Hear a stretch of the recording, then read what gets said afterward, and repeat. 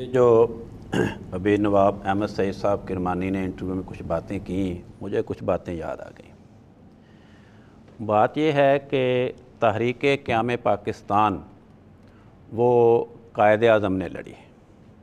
وہ اس تحریک کے سربراہ تھے۔ ان سے زیادہ کوئی نہیں جانتا کہ تحریک قیام پاکستان کے دوران کس نے میرے ساتھ وفا کی، کس نے میری ٹانگیں کھینچنے کی کوشش کی۔ چنانچہ جب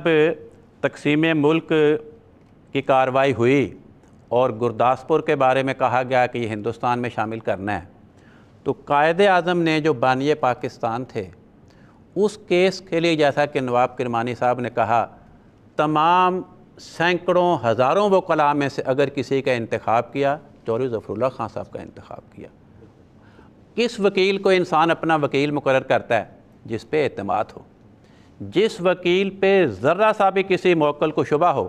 وہ اس کو اپنا وکیل نہیں مقرر کرتا،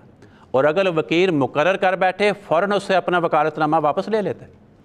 پھر دیکھیں، جب پاکستان بن گیا اور قائد اعظم نے حکومت کی سربراہی کا عہدہ اپنے پاس رکھا، اس کے بعد اہم ترین عہدہ وزارت خارجہ کا پورے ملک میں سے اس کے لیے اگر کسی کا انتخاب کیا تو چودھری ظفر اللہ خان صاحب کا انتخاب کیا۔ انہوں نے اپنے عمل سے دنیا کو بتا دیا کہ میرے نزدیک میرے ساتھ اب تک جس نے سب سے بڑھ کر وفا کی وہ چودھری ظفر اللہ خان کا وجود ہے۔ کشمیر کی بات ہوئی، جب UNO میں کشمیر کا قضیہ گیا تو آج یہ کہا جاتا ہے کہ چودھری ظفر اللہ خان صاحب نے کشمیر کا مسئلہ کھٹائی میں ڈال دیا، حالانکہ UNO کی اسمبلی نے جو یہ قرارداد پاس کی کہ کشمیریوں کا فیصلہ کشمیریوں کے رائے دہی کے نتیجے میں ہونا چاہیے اور کشمیریوں کو رائے حق دہی دیا جائے، وہ چودھری ظفر اللہ خان صاحب کی کوششوں کے نتیجے میں UNO نے قرارداد پاس کی۔ کہتے ہیں جی عرب ممالک کے ساتھ کیا ہوا؟ ایک آپ کو مثال عرض کرتا ہوں۔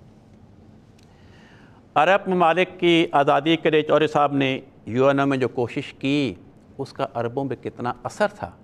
وہ ایک لمبی داستان ہے۔ اس پہ ربع صدی گزر گئی۔ جب چودھری صاحب بیمار تھے لاہور میں اور اسی بیماری میں آپ کا وصال ہوا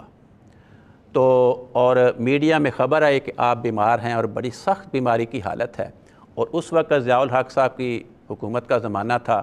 ان کا جو جماعت کے ساتھ رویہ تھا وہ پوری دنیا کے سامنے تھا۔ اردن کے شاہ کو جب پتہ لگا کہ چودھری ظفر اللہ خان صاحب بیمار ہیں اور جماعت کے بارے میں پاکستان کی حکومت کا یہ رویہ ہے، انہوں نے اپنے سفیر کو کہا کہ جاؤ جا کر میری طرف سے بیمار پرسی کرو، اور اس نے اردن کے سفیر نے آ کر کہا کہ مجھے اردن کے شاہ کا حکم ہے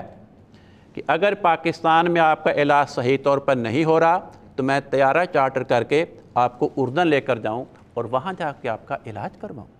جب اردن کے شاہ کے یہ پیغامات آئے اور اس کے نتیجے میں اردن کا سفیر وہاں پر گیا اور میڈیا میں یہ بات آئی، تو پھر دنیا کو دکھانے کے لیے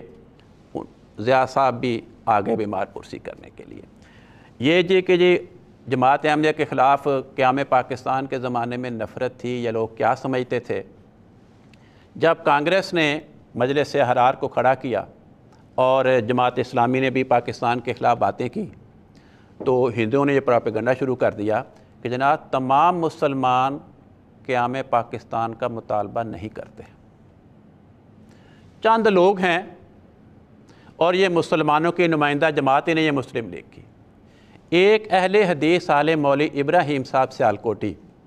انہوں نے کئی کتابیں ہماری جماعت کے خلاف لکھی، یعنی عقیدے کے لحاظ سے ہمارے مخالف تھے، ہمارے بزرگوں کے خلاف وہ تقریری مناظرے کرتے رہے، تحریر کے میدان میں کتابیں لکھی ہمارے خلاف۔ انہوں نے ایک کتاب لکھی، اس میں انہوں نے یہ تحریر کیا کہ جماعت احمدیہ کا مسلم لیگ میں شامل ہونا یہ اس بات کا اعلان ہے کہ مسلم لیگ بر صغیر کے تمام مسلمانوں کی نمائندہ جماعت ہے۔